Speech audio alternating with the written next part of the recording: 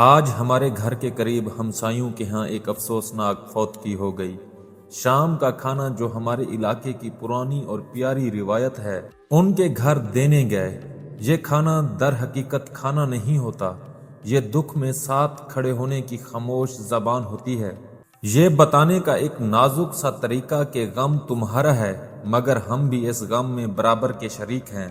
جب ہم ان کے دروازے پر پہنچے تو گھر کا ماحول سوگ میں ڈوبا ہوا تھا، اور پھر جب ہم نے کھانا ان کے ہاتھ میں دیا تو ان کے چہروں پر جو ہلکی سی نرمی آئی وہ لفظوں میں بیان نہیں ہو سکتی۔ یہ روایت ہمیں سکھاتی ہے کہ دکھ اور تکلیف کی گھڑی میں کسی کے ساتھ کھڑا ہونا صدقہ بھی ہے اور محبت کی سب سے اونچی شکل بھی۔